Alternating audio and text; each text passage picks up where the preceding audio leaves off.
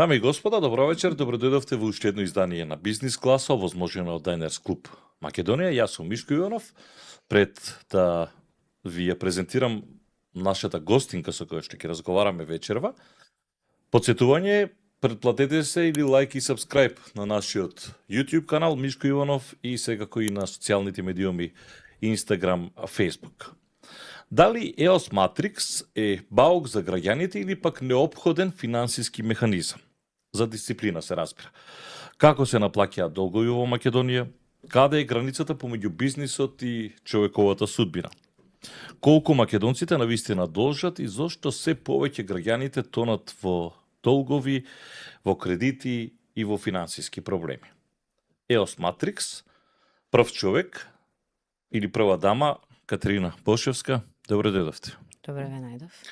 Реков баук за граѓаните или можеби како се вели она задолжителен или неопходен механизам за финансиска дисциплина. Баукот пополека се обидувате да го тргнете, така? Па да, јас можам позитивно да започнам. Мислам дека успеавме во тоа во изминатиот период. Неколку години интензивно работиме на потранспарентна кампања за тоа кои сме, што работиме, што е во суштина на нашиот фокус, што е предмет на нашиот интерес и зашто постоиме на пазарот.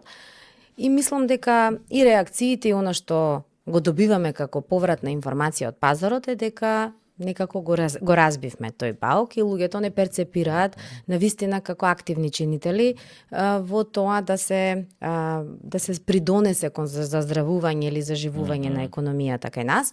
Нормално ние делуваме преку и граѓанскиот и корпоративниот сектор, повторно реинсталирање, повторно враќање на граѓаните и компаниите како ликвидни во рамки на тој циклус или на должничко-доверителски односи.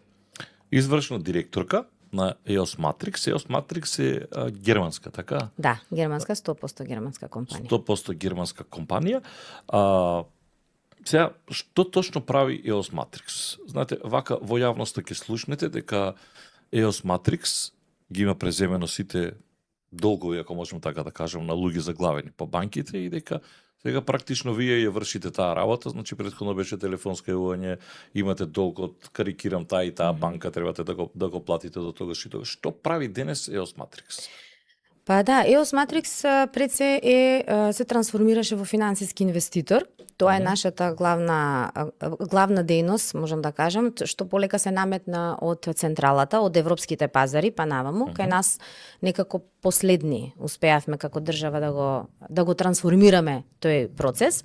Едно што пазарот се уште не беше подготвен, а друго што имаше многу работа, имаше една долги 2-3 години работев на кампања за едукација на пазарот и подготовка и за тука присутно беше подготвеноста и на нашиот банкарски сектор, морам да кажам, со тие банки кои што го препознаа моделот и со кои што успеавме да покажеме како треба да се управува со проблематичните или нефункционалните кредити во рамки на банките. Значи ние вложуваме, ние сме финансиски инвеститор, нашата работа ја базираме на современа технологија, автоматизирани решенија, генерално анализираме ризици, затоа што во суштина на ние што го правиме, го превземаме ризикот за ненаплатливост на побарувањата, кој што до моментот на нашето превземање е кај банките и банките на некој начин се обидуваат да управуваат со него. Сега банките имаат своја доминантна дејност.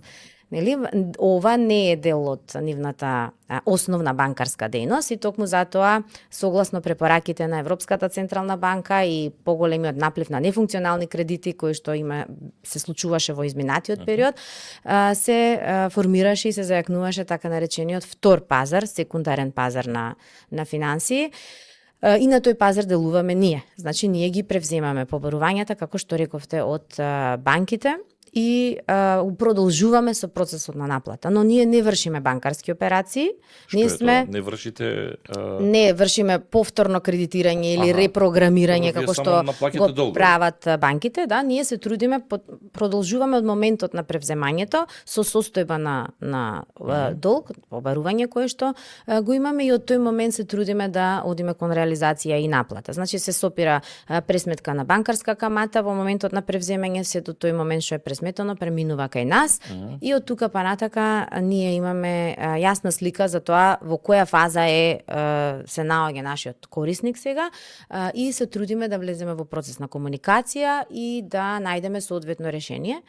Тоа е нашата цел. Ние се трудиме индивидуално настапуваме, нема шаблонски решенија. Се базира на разговор и се базира на тоа да ја разбереме ситуацијата, пред се во главно причините кои придонеле. Тоа е секаде така, нели? И во здравството, па така и кај нас.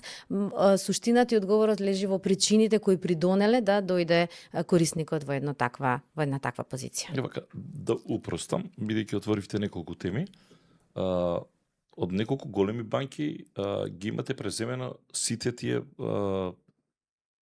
како да кажам, кредити, картички кои што се наплаќани на клиенти или?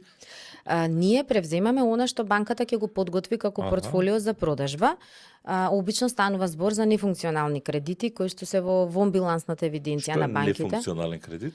Нешто што банката веќе утврдила согласно интерните политики на банката дека не перформира, не се наплатува во соодветната динамика како што е предвидено согласно отплатниот план, нели, на тој кредит и согласно соодветна категоризација која што врз основа на посебна методологија што објавува Народната банка, банката го класифицира во категорија на нефункционални кредити и по сила на таа методологија преминува во одреден временски период во така наречената вонбилансна евиденција, излегува од редовните биланси на банките. И луѓе кои што не плаќале со години? Може да се случи со години, да. Да, може да се случи и такви. Имаме колку има нефункционални кредити? Па има повеќе нефункционални, во просек негдека сега стандардно негде од 30 до 50 илјади случаи од прилика имаме кои што преминуваат во нефункционални кредити. Така да 30 до 50 илјади годишно. Да. Луѓе заглавени во кредити? Да. А колкава е бројката на имаме ли бројка на вкупно колку е задолжен македонскиот граѓанин по банките? Па ние немаме таква статистика. Ова е некои анализи ние интерно што правиме врз основа на јавно достапни финансиски извештаи кои ги објавуваат банките. Сега се уште рано, ги чекаме сега извештај за 2025, па кога ќе направиме анализа може да излеземе колку се долговите? Со бројки. Се зависи нашата анализа наназад. Не е преку милиарда, не. Нашата анализа наназад покажува дека во последните 5 години така имаме во вонбилансна евиденција однесено околу 300 милиони од прилика. Вкупно отпишани во последните 10 години се негдека 600 милиони, меѓутоа тоа беше еден удар по големата финансиска криза, кога имаше поголем наплив и поголемо чистење, односно промена на регулатива, па банките има поголем притисок да ги расчистат своите биланси, но во основа стабилен е пазарот, може да се каже, трендот се задржува, така да видиме како ќе биде последната година 2025 со последните извештаи, па ќе излеземе со некоја наша анализа. Да. Сега, бидејќи како се вели, луѓето најчесто перцепираат компанијата како компанија која што се занимава со наплаќање на долгови. Ја во најавата реков, каде е границата помеѓу бизнисот и човековата судбина? Најголем дел од оние ние кои што ги познаваме, кои што се заглавени во кредити и кои што не може да ги отплаќаат тие своји долгови, се луѓе кои што се, па ајде да кажам така, ако можам, ранливи категории. И тука можам, ова не го велите вие, јас го велам, можам да кажам дека можеби во тој момент кога се давале тие кредити, тоа неодговорно банковско работење, затоа што ти не можеш да дадеш на кредит на човек или картица кога гледаш дека тој не исполнува услови за да го враќаат самиот кредит. И тоа се тие моменти кога дел од банките тогаш дава, луѓево зима, и тоа пред секи зима за да одат на годишен одмор. И сега доаѓате вие во ситуација, и сега како настапувате со луѓето, разговарате, значи како тој ќе го плаќа ако не работи никаде. Па камати на тоа, колку е натрупано, камата на камата. Па извршители во тој кош, па сега. Да, добро. Патете од негде од почеток. Да, вие рековте, тоа е вашата перцепција. Јас не можам да коментирам нели за начинот на работење на банките и како тие ги пласираат своите продукти. Меѓутоа од интерес на една банка е да пласира што е можно повеќе продукти, затоа што пласирањето на средства во економијата има и позитивен момент. Особено што треба да, ако се продуктивно потрошени парите, тие треба да придонесат позитивно за заживување на економијата и да придонесат кон некој позитивен импакт да имаат и на бруто домашниот производ, но тоа е сосема нели друга тема. Факт е дека да, ние што ги превземаме побарувањата има и такви, но има и некои кои што и не се во толку лоша позиција. Да, имаме и корисници кои што се во така наречена ранлива категорија. Како компанија ние бидејќи ние анализираме и тоа ни е работата во суштина. Цело време правиме анализа на нашето портфолио. Со корисниците мораме да стапиме во контакт. И токму затоа јас секаде го кажувам дека е многу важно корисниците да комуницираат со нас, да стапат во контакт кога ќе бидат свесни дека преминале во EOS Matrix, со цел да можеме да го најдеме најсоодветното решение. Ние имаме разбирање и за тие се плашат од вас.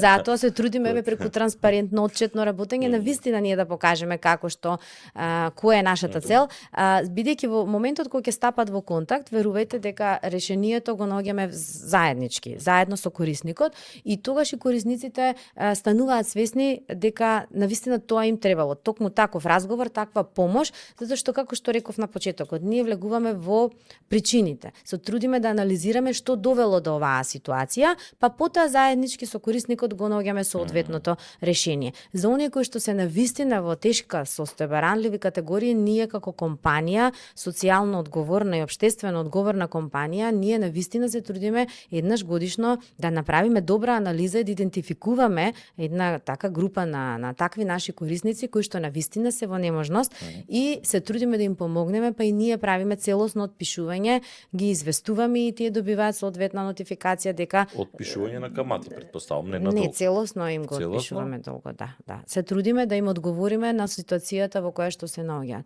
Но пак ќе кажам, прилично за пофалба да отпишете на некого целосен долг. Да, тоа го правиме, ние обично не не збор за можеби за некого малку, на пример, може да е 3-4-5 евра, ама за тој луѓе, за тие луѓе значи спас. Значи многу, затоа што тие повторно се реинсталираат со некое вработување, повторно може да се задолжат во некоја банка попродуктивно, нели, и да може повторно да имаат еден така понормален живот. Како да кажам, сметаме дека тоа е важно. Правиме анализи, имаме силен тим, анализите ги правиме не само со тимот што го имаме во Македонија, туку и со тимот во централата во Хамбург, и тие анализи се заснуваат точно на тие ризици и се трудиме да одговориме на таа категорија. Но не се сите во таа категорија. Има некои кои што и не се ни свесни дека ималат некој зостанат долг, пошто така ние преземавме некои побарувања кои што со години стоеле заглавени. И уште една што е друга една порака која што ја праќаме, дека токму тоа е и препораката што ја даваат од Европа, од Европската централна банка, дека ова е редовна практика. Не треба ова да се прави на 10-15 години еднаш, него треба да стане редовна рутина и практика на банките, затоа што сега економијата се движи многу брзо и многу брзо се случуваат работите и во банката, но и кај нивните корисници. Многу брзо може за момент некој да западне во потешкотија без да биде свесен и самиот тој, па и банката ќе излезе од радар, што се вели, па тие остануваат заглавени во тој циклус на должничко-доверителски однос со години. Некои ние што имаме ситуации со децении. А многу малку треба за да се излезе. Сега многу помалку треба ако се почне порано, нели?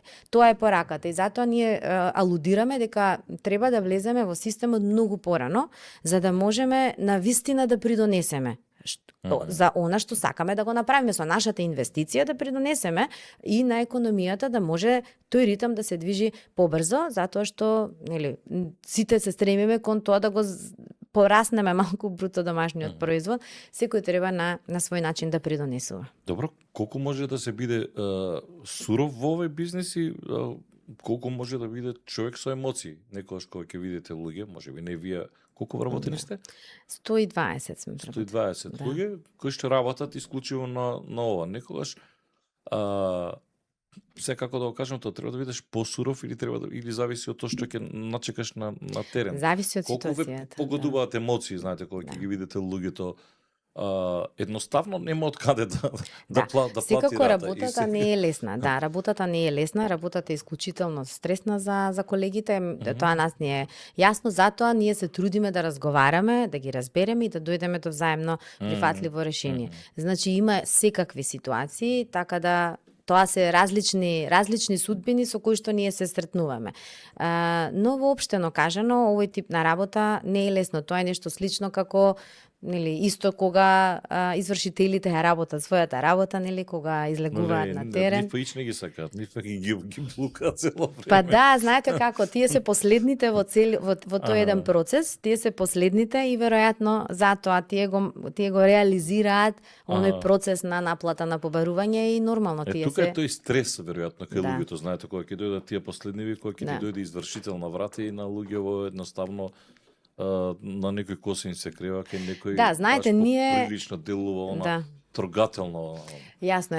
Ние уште не сме виделе слики да ти макар што сме виделе некои по телевизија да ти влегуваат дома па да ти изнесат да, све. Тоа е веќе извршна постапка. Значи ние работиме со извршителите, скоро сите, ние 70% од предметите ни се во извршна постапка, но она што ние го правиме, ние го водиме процесот на преговарање и во тоа сме различни, се трудиме да имаме личен однос, лична комуникација со нашиот корисник, за да ја посведочиме нашата посветеност кон тоа да го најдеме вистинското решение. Значи, тоа е разликата и тоа е она што го добиваат нашите корисници. Тие го добиваат нашето време, експертизата на нашите вработени, за да го најдат решението и кога ќе се договориме, тогаш се јавуваме кај извршителот и заедно со извршителот ја завршуваме постапката во взаемен интерес на корисникот. Нормално и на извршителот, затоа што крајната цел и на извршителот е да се наплати побарувањето. Тие мора да го завршат процесот што се почнал преку адвокат, па нотар и така натаму. Значи процесот не е само адвокат, извршител, нотар, само морам да кажам дека не се само извршителите во целата постапка. Нашиве граѓани тонат во долгови? Како ви изгледа? Не е нешто многу поразлична ситуацијата од она што се случува на европскиот пазар. И таму е така? Можам да кажам. Да, задолженоста е секаде има задолженост. Прашањето е како се управува со задолженоста. Во европските држави, поради тоа што овој механизам функционира со развиен секундарен пазар, граѓаните имаат некоја пофер можност побрзо да излезат од тој концепт, тој циклус на задолженост. Тоа е единствената предност. Овде со нашиот механизам може да останат заглавени во тој должничко-доверителски круг. Дополнително на тоа работата се отежнува со активноста на голем број на микрофинансиски друштва кои што дополнително придонесуваат кон задолжувањето на граѓаните. И тоа е таа малце искривена слика што ја гледаме кај нас, но воопштено гледано и во Европа задолженоста и како сега има тенденција да расте, особено со најновите геополитички случувања и притисокот што се чувствува во оваа борба да се сузбие инфлацијата. Тука мерките се тие, се делува со монетарна и фискална политика. Неминовно ќе видиме заострување и на условите на кредитирање, што значи граѓаните ако се навикнати да се финансираат со задолжување, ќе влезат во понеповолна позиција, што значи дека трендот е стандарден, трендот и ќе продолжи. Значи задолжување секогаш има и ќе има, не можеме да го избегнеме. Прашањето е само како ќе се соочиме, како ќе му пристапиме и како ќе го решаваме. Знаете што ме збунува? Од една страна имаме како официјален податок 9 милиарди евра депозити на населението во банките, од друга страна имаме луѓе кои што тонат во долгови. Не можем таа дискрепанца никако да ја доловам. Ние сега имаме пари или немаме пари. Настрана финансиска писменост, неписменост, немаме ли навика да плаќаме кредити, каде се губиме во целиот тој круг? Па добре, го допревте прашањето на финансиската зрелост на населението и на нашата економија, вака генерално, ако може да се каже. Не знам, колку може да доловиме нешто со паралелата, нели, на депозитите во однос на долговите, може само Девет да допреме за тоа како се управува со долговите, односно на кој начин Дека луѓето... од една страна имаме луѓе кои што се задолжени, од друга страна имаме луѓе кои што Видете, задолжени штедат. се и оние луѓе кои што штедат. Значи, долговите не е тоа лоша категорија, само треба правилно да се управува со Много долгот. страшно изгледа кога ќе кажеш. Па да, во ред, Дужник, меѓутоа... кој ќе кажеш дека си дужник. Да, меѓутоа должник. сите ние задолжувањето треба да биде паметно. Нели, паметното задолжување најчесто може да доведе до прогрес и кај индивидуата и кај компаниите. Треба само прашањето за што ќе се искориста средствата. Навиките на нашето население некако е да се одложи обврската, без при тоа да има економска оправданост зошто се одложува Сте обврската. размислували ли зашто е тоа така? Тоа е до другиот месец, пак ќе двете кажам, од тоа една е ќе ги степенот платат. на финансиска зрелост, нели? Затоа е потребна и затоа и ние се залагаме како компанија во нашиот општествено одговорен сегмент за посериозна финансиска едукација, затоа што луѓето треба да знаат што значи тој момент на одлука да се одложи обврската или да се одложи обврската, а да се создаде нова обврска, или да се isfinansira обврската со друга обврска, финансирање, нели, затварање на кредит со кредит. Значи, тоа се неколку механизми кои што треба добро да се разбираат за да може да се практикуваат. Ама банката веќе не дава да затвориш кредит со кредит. Сега, да, веќе не. Па добро, да, поради состојбата во кредитно биро, доколку сте во таа, ако сте добар плаќач, и ако сте задолжени, вие можете да земете. Да. Меѓутоа еве на вакви луѓе кои што биле, Така, не знам, да. во некоја ранлива категорија, па сега нашле работа, карикирам. И се тој не може никако да мрдне. Од кој Да, аспект? ако Од стои аспектот долго тоа што време, тој да. Прво камата на камата колку треба да Точно. исплати за да стигне Ама до основицата од тоа долгот. тоа е улогата на секундарниот пазар. Тоа сакам да го кажам. Доколку тој е нефункционален, тој би требало веќе да биде на секундарниот пазар и на секундарниот пазар ќе има реалната шанса за излез од кругот. Ајде го спуштиме уште Да. малку нивото. Што е секундарен пазар? Мислам, јас знам што е секундарен пазар и колку тоа вие испоменувате колку тоа може да биде добро и за економијата генерално. Што е секундарен пазар за луѓе кои што не гледат, кои што се задолжени? Па добро, ако банките се првото, примарниот пазар, се Добро. банките, финансиските Добро. институции, на секундарниот пазар се тргува или се оперира со тие нефункционални пласмани и тука оперираат компании како нашата, како EOS Matrix. Да. Значи, тој може да дојде кај Да. вас, Треба банката, обично секундарниот пазар служи како поддршка на примарниот пазар, на пазарот на кој што оперираат банките. Значи секундарниот пазар постои како поддршка на банките во смисла дека и така е за тоа создаден од Европската комисија за да можат банките нефункционалните пласмани да ги понудат на вториот пазар со цел билансите на банките да се ослободат, тие да дојдат до некакви средства од наплата на тие побарувања кои што вообичаено би ги чекале или немало никогаш да ги наплатат, затоа што немаат посветено ресурси на тоа. Нели зборувавме, банките си имаат своја примарна дејност. Спомнавте, Апсолутно. депозити и кредитирање. Кредитирање. Тоа е примарната дејност на банките. И сега кога ова ќе го дадат на некој што целосно ќе се посвети на тоа, под еден банката добива средства, се ослободува, ги чисти билансите, значи може сега веќе да пласира повторно средства кои што значат за економијата. Таму се случува зацелувањето на економијата, кога тие ќе, ако стојат овие поверувања во банката, банката нонстоп има резервации, нонстоп се врзуваат средства, дополнителни ресурси и не размислува развојно, не размислува да пласира, има, како да кажеме, има една ограничување кај себе и резерва за да Се плаши ли банката од секундарниот пазар, односно од вас? Не, Затоа што се банките- вели он се ќе ми го земе на мене, Не. ќе ми го земе долгот Не. и ќе ќари на тоа. Карикирам се обидувам да видам Да, не, брутален малку. банките Па зашто не го даваат? Кога му е нефункционален, не гледа, зашто? ги даваат, имаме одлична соработка со банките. тоа е Ние одлично. ние Аха. сега го развивме секундарниот пазар, нели? Сега сме на почеток. Уште не сме толку Вие сте развиени како. пионери практично во овој Да, бизнис. за оваа работа, да.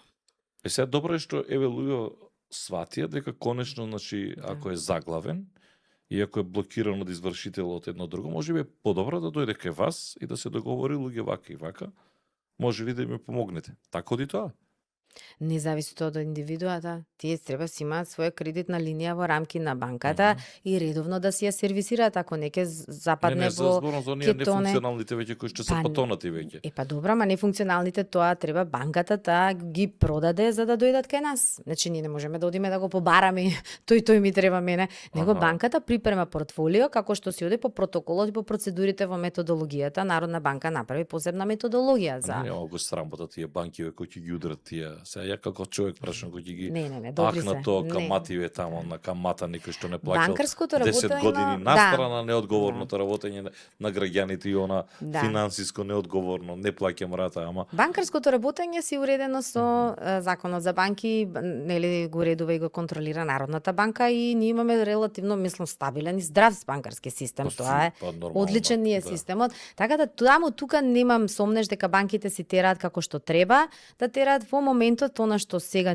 е со секундарниот пазар што им се нуди како можност порано да придонесат кон eti тие во рамки на нивната општествено одговорна активност да придонесат за оваа категорија на граѓани кои што кај нив секако стојат во вонбилансната евиденција, секако се веќе отпишани, секако се резервирани во Народната банка да направат еден исчекор и да помогнат да Добро, влезат. ако се отпишани, од зашто и не плаќаат уште камата на луѓето? Зашто го? Па видете, тоа е по регулатива. Ја вас ви прашувам кој Да, сега ме прашувате, ова треба некој од банка, нели да викнете, да ви објасни зошто, меѓутоа во основа не им се ограничува правото, побарувањето е нивно и покрај тоа што е вонбилансно и согласно нивните, ја што сум ги читала тие уредби, методологија, имаат право да го продолжат процесот на наплата. Имено, продажбата е еден вид на наплата за банката. Аха. Знаете.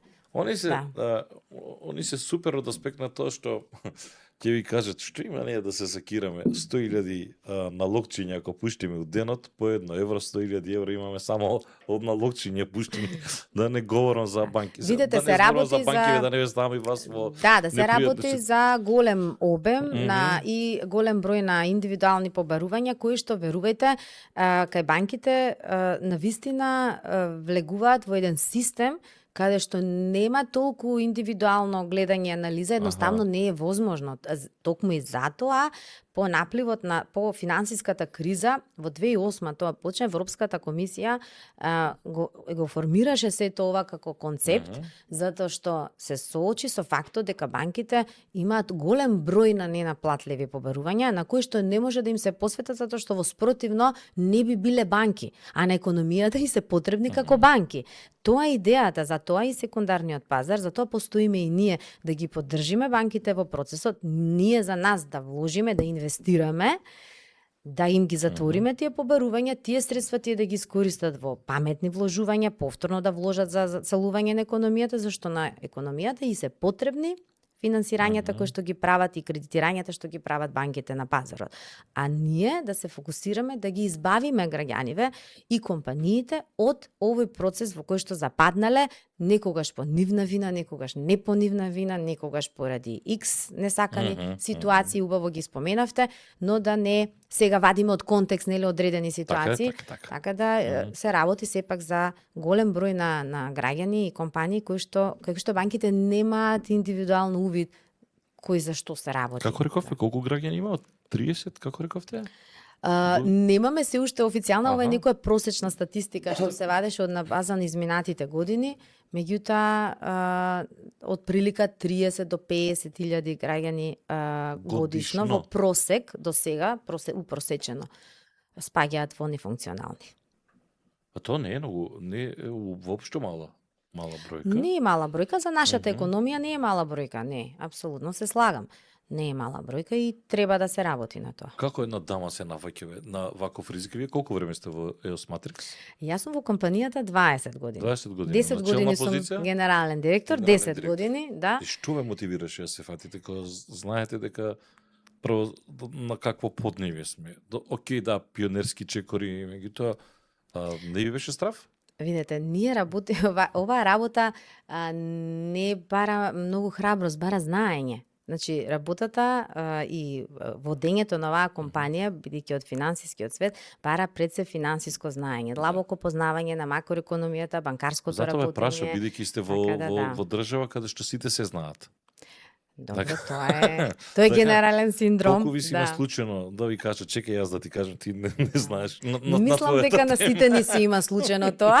Не е непознато, на сите ни си има случајно, меѓутоа во основа да, водењето на оваа компанија бара знаење и бара добро разбирање со финансиските институции, со банките пред Со се. колку пари вие вртите годишно од прилика? Циркулираат. Не од наплата на долгови, генерално видејќи 120 вработени, пак се врти некоја сума на пари, така? Па да, добро, тоа од различни причини ние вложуваме, инвестираме доста, ние негде имаме околу 50 милиони евра до сега вложено на нашиот пазар, така да годишниот обрт зависи од тоа кога ќе купиме портфолио, како ќе биде процесот на наплатата. Немаме некоја стандардна динамика, ние имаме добри години, имаме многу лоши години, затоа што се зависи од општата економска состојба која што се работи која што ја имаме во државата, меѓутоа знаеме дека ако сега е лошо, економијата е циклична, ќе дојдат моменти. 50 милиони ако сте вложиле, така сепак е солидни се цифрите, можеби далеку под нивото колку овој бизнис врти во Европа. Бидејќи секундарниот пазар е поприлично развит. Многу повеќе, не можеме да се споредуваме, Колку верувајте. е таму, во милиарди е? Немам таква бројка, во милиарди сигурно е. Како да ви кажам, целото наше портфолио што ние го изградивме за 10 години, во Франција, например, е само една продажба што ја имаше EOS од страна на таму Народната банка ги продаде нефункционалните, ги спакува сите нефункционални ги продаде. Со Народната банка склучивме договор и тоа беше само целото ние што го имаме, тоа е за во едно портфолио го спакува, а имаше тоа беше огромно портфолио. Да. Тоа се и физички и правни лица, така? Не знам, не ја знам структурата точно во детали. Не, мислев али генерално да. Ние сме далеко од далеко сме ние од тоа. И така да стресно ви е работа, или? Па добро, стресно е затоа што работиме со ризик. Анализираме ризик, анализираме ризик, секој ден е различен. Факт е тоа, мораме да бидеме агилни, лесно да се прилагодуваме на најразлични промени, со кои што се соочуваме и во работењето, и во секојдневието, затоа што како што кажав, ние мораме да го прилагодиме целокупното наше работење на состојбата со која што ќе се соочиме во годината. Ако во годината нема портфолио за продажба на пазарот, треба поинаку да ја организираме стратегијата, нели, да видиме што можеме да направиме со на портфолио што го имаме. Ако има продажба, се фокусираме на анализа на ризиците на тие портфолија кај банките. Или сме во комуникација со банките, или сме во комуникација со регулаторот, да видиме што може да придонесеме и како можеме да го придвижиме пазарот. А еден момент, например, како се гради лидерство, кога веќе говорам за вас, во индустрија која што барем јавност е доживува поприлично непопуларна? Па, ќе кажам со транспарентно работење и личен пример како треба да се работат работите. Фала Богу некој да разбере дека без транспарентност не бива работа. Тоа беше главната промена, трансформација што ја направив, транспарентност и пред се мораме да го, мојата цел беше да го пренесеме оној професионален однос и што го имаме во работењето, да биде видено и да биде почувствувано. Само се отворите спрема граѓаните, да сватат дека не сте вие само и така може да не разберат. Лошаците кои што идат дојдат по пари. Само и така може да не разберат. Дајте ми го малку нашиот граѓанин. Вие работите и со физички лица, работите и со компании, така фирми. Колку ние како народ живееме над нашите можности, што би рекле старите, некогаш си ја пуштаме чергичката малку. Не си ја пуштаме колку што имаме, туку повеќе. Па мислам дека има таква навика кај нас. Мислам дека има таква навика, тоа го возможува лесното кредитирање, факт, но од друга страна, пак ќе кажам, доаѓаме до тоа колка е финансиската зрелост, за да се знае која е опасноста што тоа го носи. Тука се трудиме сега ние да делуваме, да ги предочиме тие опасности, тие замки кои што постојат, а во кои што луѓето често и несвесно влегуваат. Сега, кои се најчести грешки кои што ги прават луѓето? Финансиски грешки. Претпоставам имате доволно време да ги изанализирате. Каде ги прават најголемите грешки? Настрана тоа дека не плаќам или ја другиот месец ќе платам одеднаш и тога веќе кога влегуваш во тој цикличен. Па прво е тоа што го спомнавте сега, свесното пролонгирање на обврската и во ситуации кога може да се плати, ако не целосно, барем делумно, свесното пролонгирање заради некоја краткорочна лична корист, што најчесто е од општа потрошувачка, не е инвестициона, не е паметна, јас како што би сакала да ја наречам. Тоа е првата грешка што се прави. Втората грешка може би затварање на долг со друг долг. Тоа е веќе double trouble, нели, двоен проблем на некој начин. И се тоа е создава. грешка? Да, доколку не е тоа убаво структурно осмислено и доколку второто задолжување не носи поволност некаква во однос на првото. Гледаш, јас па сум го мислел дека тоа е окей, Може. и сум го верил на банкиве, зашто не го земе еден кредит, да го затвори целиот, Да. односно да го рефинансира и од третина од плата она како што иде да биде и тој Се чист. прави така. Меѓутоа треба финансиско знаење, пак ќе кажам, се прави така, треба да се направи анализа, треба да се види состојбата и тоа второто задолжување да носи некоја. Па ајде да ги поволност. едуцираме луѓето да знаат барем што прават. Па кога спремаме веќе- ние кампања, Знаете, така зашто? да може да во наредна прилика да ја представиме. Па не, Да. тоа секако, да. Затоа Ние што- веруваме дека од таа финансиска едукација треба да почне од најмали нозе. Ние тука ќе се фокусираме. Треба да почне да се воведе од основните училишта преку средните. Имаме 2 програми разработено на ниво на нашата фондација, на основачот, пошто ние припаѓаме на групацијата ОТО во Германија. ОТО е нешто како Амазон во Америка, на ниво на Европа е ОТО груп. Значи, ние имаме посебна кампања за тоа и посебна програма за финансиска едукација во основно училиште и во средно училиште. Добијам престижни награди, работени се, развиени се со Германското биро за развој на образование и постои дедициран тим, стручен тим кој што работи дури на прилагодување на програмите за земјите во кои што ќе ги имплементираме. Сериозно бараме начин како да имплементираме кај нас. Тоа е супер. И да, и се надевам ќе успееме во тоа. Најтешко, ако имаш добра програма, најтешко може да имплементираш кај нас. Морам тоа И тоа да е го нормално. посведочам. Кај нас. Меѓутоа се трудиме да најдеме начин како да ја операционализираме, пошто нашата идеја не е ние да направиме како што гледам дека прават, да блеснеме за момент, ќе одиме во 2-3 училишта, ќе ги најдам директорките, ќе се договориме така и ќе направиме 2-3 часа И толку. и во ред е тоа ќе се испосликаме, ја ќе кажам, супер имплементиравме ние програма и ние како општествено одговорна компанија имаме финансиска едукација имплементирана. Мојата цел не е тоа. Јас секогаш ги гледам работите да бидат структурни, да бидат со одредена порака и да имаат некоја долгорочна цел.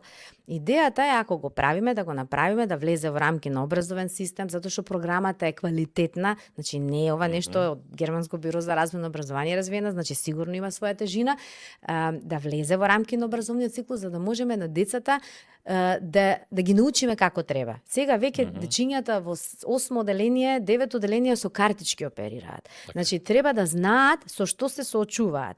И токму тоа е она малку касниме. Имаат часови за финансиска едукација, тоа е многу интересно. Керката моја имаше часови за финансиска едукација. Меѓутоа не се тоа во содржина и во квалитет она што треба да бидат. Значи, пак ќе кажам, треба да работиме во суштината и да има нешто што има порака и што има некоја соодветна цел или нешто сакаме да постигнеме.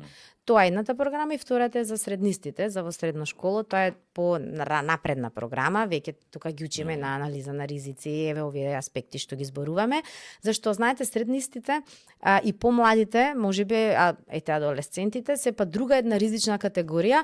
Сега во Европа пратиме тие анализи и докажано е дека таа популација несвесно влегува во задолжување. Како несвесно? Несвесно, например, преку продуктите Buy Now, Pay Later, например, тоа е нешто кое што тој е, например, одличен продукт. Тој го има и кај нас. Јуте го нудат. Меѓутоа, поентата е што граѓаните треба да знаат што значи тој продукт, што значи за нив, што значи за нивниот буџет, а не да мислат дека добро ќе го купам сега, ќе го платам покасно и тука завршувам. Значи, што тоа значи? Многу често докажано е во европските држави дека таа популација најчесто се презадолжува токму преку овој продукт. И сега ако ние го имаме на нашиот пазар, мое силно да се изразам дека треба да направиме соодветна програма или кампања за едукација на тие кон кои што е наменет, за да не дојде до преголемо задолжување. А основците, среднистите, во ред, мислите ли дека треба помалку финансиско необразование или описменување, како сакате, кон луѓето кои што веќе се задолжени, кои што се срамежливи на некој начин затоа што влегле во еден таков никаков круг од кој што сакаат да излезат. Мислам дека и треба тамо малку веројатно да се поработи на луѓето за да сватат дека значи во економијата нема бесплатен ручек и дека тој долг мора да се подмири и некако да се не да се охрабрат туку да почне да се разговара со нив. Океј, децава ќе се среднисти ќе сватат. Затоа што влегуваме во еден друг циклус овде во Македонија, кој што е исклучително страшен, тоа се тие брзи кредити. И тие брзи кредити, ја не знам тие дали може да бидат спаси или се замка повеќе. Зависи.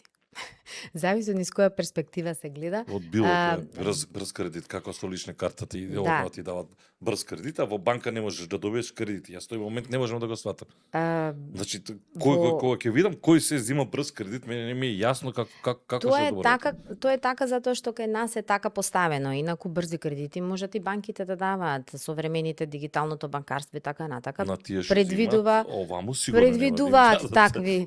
Меѓутоа, да, тоа е веќе до институциите кои што треба да го регулираат тоа и ние силно се залагаме за институционално регулирање на тој пазар, затоа што факт е, според нашите анализи, дека може да направи сериозна дисторзија и може да ги доведе добар дел од граѓанството во презадолженост, од која што нема спас. Значи, тоа е таа задолженост во која што не е подобна за секундарниот пазар и тука веќе тоа е замка. Ако гледаме низ таа перспектива. Меѓутоа, факт е дека постојат компании кои што функционираат многу коректно и кои што не прават такво нарушување. Затоа, одговорот тука е соодветно регулирање и соодветна контрола на доколку веќе сме одлучиле да дозволиме таков тип на функционирање нели на нашиот пазар паралелно со банкарскиот систем. Се прави преку контрола и регулација. Така. Дали луѓето во Македонија се срамат да говорат за финансиски проблеми? Што покажува искуство? Мислам дека не се срамат да говорат за финансиски проблеми. Транспарентно се кажува, мислам, кога има проблем, тоа е добро, тоа е позитивно нешто што можем да го оценам кај нашето население. Она што може би е поголем проблем, и самите го рековте, дека па многу добро ги знаат одговорите на проблемите или решенијата, што најчесто не е така. Така да тоа е, тука тој дел треба малку да се поработи на таа свесност за тоа кој зашто е навистина стручен и знае и да се побара помош од вистинскиот човек. Кога еден долг станува опасен? Кога ќе помине многу време. Правевме во ЕОС, нема да од другиот месец ќе ги платам 2 рати од еднаш. Кога ќе трае предолго во ЕОС, веруваме дека доколку некој чека предолго за да го наплати побарувањето, најверојатно нема никогаш да го наплати. Значи, поентата е колку долго се чека. Затоа задолжувањата, голем дел од банките, јас ја читав се последниот извештај што го објави Народната банка, да, има намалување као на нефункционалните кредити, меѓутоа таму има и наведено дека дел од тоа значајно се и целосните отписи, односно на побарување поради подолго време траење, што значи дека колку подолго трае тие мора да се отпишат и се не треба да дојдеме до таква ситуација. А тие стоеле таму затоа што така во тој систем, во тој наплив, немајќи секундарен пазар, банките немале што да прават со нив. Сега има и сега банките треба поагресивно, похрабро да го користат, за да може и на граѓаните да не дојдеме до таква ситуација на целосни отписи и бришења. Постои ли начин човек да се ресетира финансиски? Да, постои. Да. А да не е при тоа кредит на кредит, како го видите вие? Да. Треба да се почне на време. Треба да се почне на време со вистинските. Кој е за ресетирање? Соочување со состојбата, дека долгот мора да го вратиш. Да. Прво соочување со состојбата, не да се стават работите под тепих, не да се гледа розови кога не е розово, понекогаш не е опасно да се гледа на нешто како посериозен проблем, отколку што реално е, отколку обратно, за да може да се најде решение. И сега некој ќе каже, вака кој што не гледа, ќе рече, па добро човек, немам пари, како да се ресетирам? Еве што ако отидам кај госпоѓава да разговарам кога немам пари од каде да платам? Секоја ситуација е различна индивидуално, треба да се разговара, не изгледа така затоа што сите граѓани од некаде имаат приливи за основно за да преживеат, имаат приходи. Значи тоа не е дека не се вработени, работат на некој начин. Сега како ги добиваат приходите, на кој начин, регулирано ли е тоа, дали навистина им плаќаат колку што треба да им платат. Значи има така цела серија една на разговори кои што навистина помагаат кон тоа и граѓанинот да стане свесен за ситуацијата во која што се наоѓа. Многу работи сме од искуство вака не биле ни свесни Па се гледа граѓани. дека од искуство Да. од искуство се зборува и многу тука треба и психологија веројатно, така? Да. И разбирање. Нашите разговори се секогаш базирани првенствено да изслушаме, да го разбереме проблемот и да воведеме силна доза на емпатија во нашиот начин на пристап и разговор. Обично сите ги прашувам има ли емоција во бизнисот. Еве, со вас зборував претходно дали треба да биде човек суров или емоција во овој бизнис има емоција? Во секој бизнис има емоција, секако.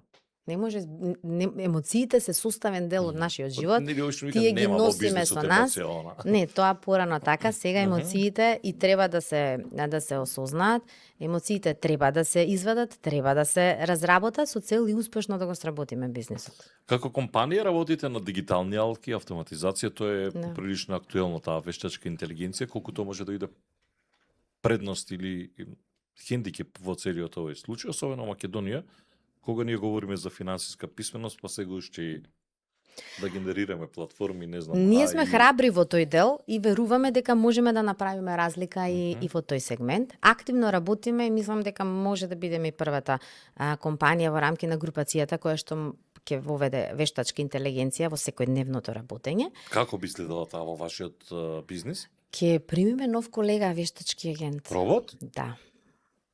Што ќе бара долгови? Вештачка интелигенција ќе примениме, ќе имаме колега, затоа може да се случи, ќе најавиме и ќе видиме како ќе биде реакцијата од граѓаните. Браво, јако. Да, Со роботот. работиме на тоа и се надевам дека ќе успееме, тоа ќе биде навистина голем пресврт. И за нас, и за овој пазар, и за се, затоа што ЕОС како групација силно верува во дигиталната трансформација и во процесот на воведување на дигитални алатки во секојдневното работење. Видете, тоа е иднината, особено Апсолутно. да, тоа е иднината и ние не можеме да замижиме или да кажеме рано е тоа за кај нас. Баш напротив, сметам дека треба многу похрабро да се оди во тој Подготвени дел. сме како држава или? Подготвени сме, ако и да не сме, со практика ќе покажеме дека сме. Ние впрочем така и го етаблиравме секундарниот пазар, или ние Чеки покажавме дека може и потоа се отвори, се регулираше и сето тоа. Значи може. Малку ме заголицка Да. како ќе изгледа ќе работите? Робот? Кога ќе дојде тоа, еве, ветувам ќе дојдам пак и ќе Со и роботот? ќе зборуваме, да. Робот. И така. Да, вештачка интелигенција, применета вештачка интелигенција во нашето работење. Да. И што ќе прави он? Ќе Па биде- нешто барам, сега ме заголицка, затоа ми е интересно како би изгледало тоа во тој. Да, значи ќе имаме вработен колега кој што ќе биде базиран на вештачка интелигенција, ќе може да комуницира, да зборува со нашите За корисници. колку време ова?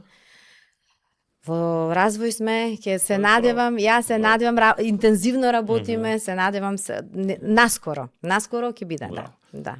Да влегуваме во финишот малку. Колку македонските компании имаат проблем доста за граѓаните со ликвидност? Зошто доста им е со плаќање? Компаниите, корпоративниот сектор, мислам дека има сериозни проблеми, допрва ќе има, тоа се и најавите и анализите дури на ниво на Европската унија. Последните анализи на нефункционалните пласмани укажуваат на тоа дека корпоративниот сектор забележува тренд на влошување на состојбите. Тоа и кај нас е ситуација подолго време, меѓутоа некако се снаоѓаат, преживуваат, а не им е лесно. Така да очекувам дека и кај нас тоа ќе се покаже многу брзо. Кај корпоративниот сектор нема некоја на повидок така здрава политика за поддршка и мислам дека треба да се направи такво нешто, затоа што ќе биде прекасно. Обично ние сакаме проблемите да се случат. Јас не сум поборник кај корпоративниот сектор да се реагира преку фискалната политика и тука мислам дека и како треба да се разработат соодветни мерки. Монетарната политика служи да се стабилизира пазарот, да се бориме со инфлацијата, но таа борба со инфлацијата, обично оди со повисоки каматни стапки, а повисоките каматни стапки се далеку неповолни за корпоративниот сектор. Па од тука корпоративниот сектор навистина ќе се соочува со проблеми. Тоа е анализата секаде низ Европа, ние не можеме да останеме имуни на тоа. Друг проблем за корпорациите, за корпоративниот сектор кај нас и за компаниите е оној верижен импакт што ќе го имаме од ланецот на синџирите на снабдување поради геополитичките случувања, кои што удар обично доаѓа со закаснет ефект, но кај нас ќе дојде. Така да мислам дека треба да ги предвидиме работите пред да ни се случат. А може да купите долг на државата? Не сме имале таква практика до сега. А добро е, така таму мислам дека како што сме сега у цајтното со пари може да купите еден долг од евро. Не сме имале таква ситуација. ситуација. Генерално на секундарен базар не функционира тоа, така се шегувам, не функционира. Не, нормално државата е секогаш си е ликвидна и си е добар плаќач и сето тоа мора да е така. Така треба да е. Државата добар или лош плаќач? Јас не би можела да кажам. Ние обично и плаќаме на државата, значи ние сме компанија која што плаќа на државата, не побаруваме од државата. Само 120 плати месечно да дадете. Да, плаќаме, и плаќаме и даноци плаќаме, така да. И генерално го споменавте и оној дел за инвестиции, значително во корпоративни подобрувања и така натаму, сега ја споменавте и вештачката интелигенција, колку 50 милиони мислам дека рековте евра дека инвестиравте, што е исклучителна бројка. Да. А не сме знаеле до сега. Многу малку се пофаливте и добро е што се отворивте за граѓаните. Предпоставам по другчие ви перцепираат сега. Па мислам дека да и ме радува тоа што е така, затоа што тоа ни е и целта, ние вложуваме, но и она што го правиме во основа е за да се реинсталираат граѓаните повторно во економскиот циклус, затоа што економскиот циклус нема корисност од тоа доколку остана така тие нефункционални пласмани, играчевито банките се трудат да ги задржат во своите биланси или вон биланси заради некоја си потенцијална наплата. Доколку не успеале по 2, 3, 10 години сигурно нема или ќе биде проблематично за нив, ќе врзат ресурси, така натака.